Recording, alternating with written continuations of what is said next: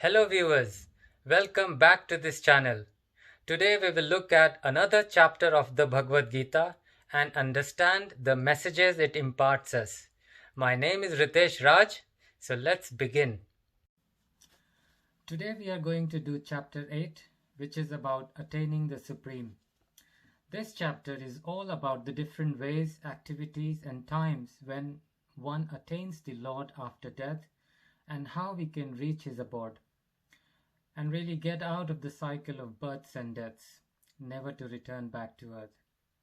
This chapter has some very interesting information about the yugas, that we know of how long each yug is and how long Brahmaji's day and nights are. So stay tuned for the length of the chapter. I have split this chapter into 4 different sections. Section 1 is about questions that Arjun asks Krishna. This covers shlokas 1 to 4. Section 2 is about activities performed if one wishes to attain the Supreme. This section will cover shlokas 5 to 11. Section 3 is about ways to attain salvation and description of Lord's abode, and this will cover shlokas 12 to 23. And finally, section 4 is about times that one dies to attain the Lord, and this will cover shlokas 24 to 28. So let's look at section 1. In shlokas 1 to 4, Arjun humbly asks Krishna to clarify answers to his questions. Number 1 was, what is Brahman? Question number 2 was, what is self? Question number 3 was, what are fruitive activities? Number 4 is, what is material manifestation? And number 5, what are the demigods? The Lord clarifies and explains this throughout this chapter. He says, number 1, the physical nature, which is constantly changing for all of us, is in Sanskrit called Adhibhut. Number 2, the universal form of the Lord, which includes the demigods, these are called in Sanskrit as Adhideva. And finally, the Lord himself, the Supreme One, represented as the Super Soul, is called Adhiyagya. In section 2, which includes shlokas 5 to 11, and this section is about activities performed if one wishes to attain the Supreme. He says, anyone who wishes to attain me should quit their bodies, remembering me alone. Also, one attains the same state on rebirth that they were thinking about upon quitting their body. Their activities should be dedicated to me and their mind and intelligence fixed on me.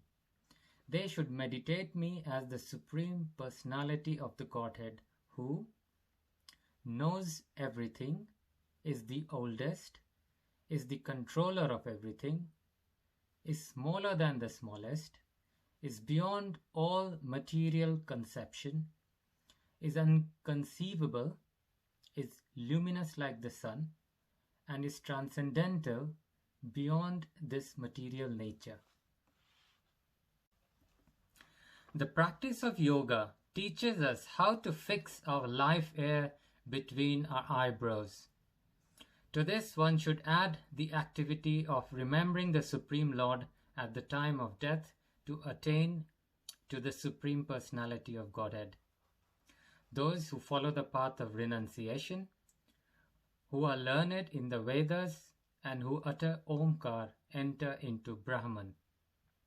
The Lord then tells Arjun that I shall now briefly explain to you the process by which one may attain salvation.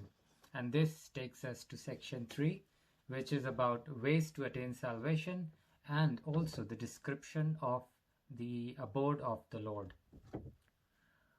Om ityekaksharam Brahma Vyaharan Mamanu Samarana Yah Prayati Tyajan Deham Sayati Paramam Gatim. In this section, the Lord introduces the importance of recitation of the syllable Om. We can understand the power of chanting Om by the fact that if a person chants Om and at the same time thinks of the Supreme Lord, Krishna says that they will reach the spiritual planets for sure. If one is constantly engaged in bhakti or devotional service, this enables one to always remember me, which then means that it gets easy for one to obtain the Lord. In text 15, the Lord uncovers one of the greatest facts about the life and death cycle. He confirms that life on earth is arduous, full of miseries, and therefore our goal should be to get out of this cycle. So the great souls who are yogis attain me and never return to the earth. This chapter in text 17 discusses a very interesting mathematical fact that not everybody is aware of, and that is about the length of Brahma's day and night. Brahma is the demigod who is known to be the creator of this universe. By human calculation, 1,000 ages taken together form a single day of Brahma, also called the Kalpa. One day of Brahma consists of 1,000 cycles of 4 yugas or ages. First one is the Satya Yuga, which spans 1,728,000 years. Second one is the Treta Yuga, which spans 1,296,000 years. Third one is the Dwapar Yuga, which spans 864,000 years, and finally the Kali Yuga, which spans 432,000 years. We are currently in the Kali Yuga, and about 5,000 years of Kali Yuga have passed.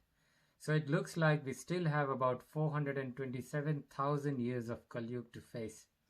Those who have heard of these yugs, let me remind you that Satya Yuga is characterized by virtue, wisdom and religion. Treta Yuga is when vice is introduced. Dwapar Yuga sees greater decline in virtue and religion. And finally, Kali Yuga is full of vice, strife, ignorance and decline in religion. There is also a concept of living entities being either in the manifest or in the unmanifest state. Brahma's daytimes takes the living entities into the manifest state, and at night time they are all destroyed and go to the unmanifest state. However, there is a third state that is infallible, unmanifest, the supreme destination, that having attained it, no one returns, and that is Krishna's supreme abode. Now let's look at section 4, which talks about the different times that enables anyone to not return after passing away. Gita suggests that there are times in the year that is more auspicious than the other times. To increase the chances of not returning to earth, the best times to pass away are during the daytime when the sun is out, when it is quite bright outside, during the fortnight of the waxing moon, or during the 6 months when the sun travels in the north.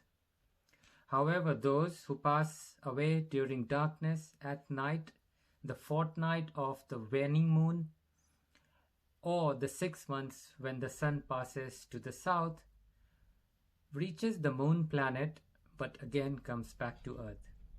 Therefore, the best way to lead our lives is to indulge in devotional services, studying Vedas, performing sacrifices. These activities will all help us reach the supreme eternal abode. This concludes chapter 8. I hope I have given you a good understanding of what the chapter 8 included, and I hope you will like this video. If you do, please subscribe to my channel, and I will be back with more chapters of summaries of Gita shortly. Thank you and see you.